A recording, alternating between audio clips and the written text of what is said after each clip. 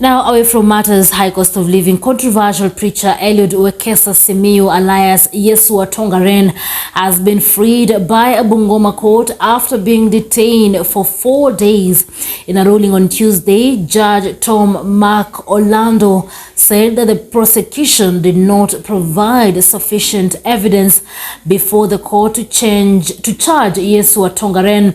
He further ordered police not to interfere with his activities in Tongaren, as Mesh Musimbe reports. Kuliata msichana wangu mara alipo, hata naye pia kisasi chake kibarikiwe milele na milele.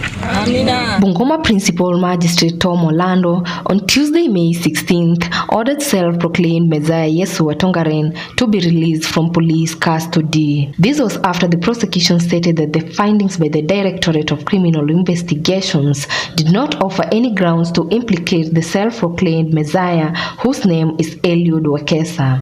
I charge the accused with any offense.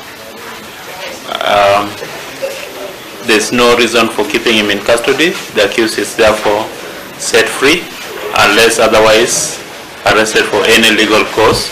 The police are advised to desist from harassing the accused or the suspect herein unless there's reasonable cause for his further arrest. So the file is closed. The prosecution therefore asked Principal Magistrate Tom Orlando to release him and close the case. The New Jerusalem church leader appeared before the Bungoma Law Courts, where he was represented by lawyer Professor George Wajakoya. And also Article 49, the right of the accused, are purely implemented in the Constitution. But when we see political interference with men of God, religious leaders, who are allowed by the Constitution to preach at their own wish, at their own whim. Yeye hakuwa na makosa yoyote ya kuamini Mungu wake mwenye anaamini, na kwa hivyo leo umeshuhudia kwamba hata serikali yenyewe imesema ya kwamba hawana ushahidi. Yesu Tongaren briefly expressed his dissatisfaction with the arrest and arraignments, noting that he fully complied with the investigators. Yesu Tongaren further revealed that he was able to accompany DCI officers to his home, where they concluded investigations into his religious doctrines.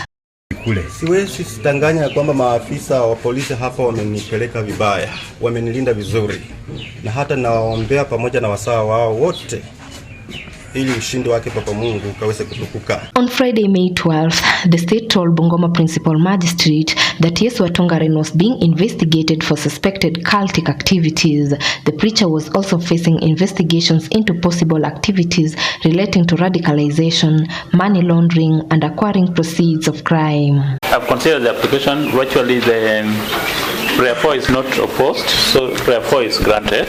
Bwana amenituma katika ujumbe ambao utawakata wewe utakuka. This comes as controversial Pastor Paul Ndenge Mackenzie has defended himself against claims of leading a cult-like church. In his statement recorded by the police over the Shakahola tragedy, Mackenzie claimed that he neither preached about the end of the world nor called on his followers to fast till death. Mackenzie further says there is no physical church anywhere, including deep inside Shakahola forest, but says that he bought the 800-acre piece of land in Shakahola, subdivided the piece to his followers.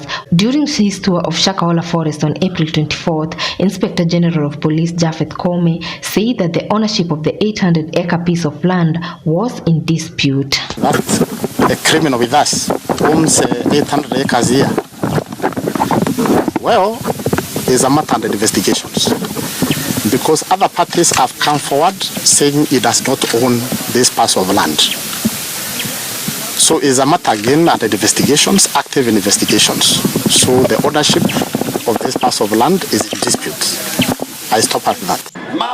However, tele-evangelist Ezekiel Odero had also filed another application dated 3rd May 2023 seeking to stop the Communication Authority of Kenya from suspending the World Televangelism TV that is operated by the church. Lady Justice Sewe, however, threw out the application saying that Ezekiel had failed to exhaust or lay down legal channels in matters concerning the issuance of TV licenses. Justice Sewe said the state had proved before the court that the church had not been denied the rights to worship and that the deployment of security did not amount to any denial. The matter will be coming up for mention on 29th May. You have 7 days to effect the amendment. So you will still maintain the 14 days. You work on your response. Upon being served within 7 days, you still will be able to respond within 14 days. So those timelines are maintained. So that means the responses will only be filed after service of them. Tunarudi kwa CCK leo pia kuwaambia kwamba uamuzi wa mahakama unaonyesha kwamba ilani yenu ilikuwa ni tisho la kuweza kucomply, na sababu wamecomply, they have no reason to stop the transmission. It's the same thing, it's the same church, it's the same words. Nothing changes because it has gone on TV. So wafungue tu. For Maisha Prime, Maisha Television, Amesh Msembi.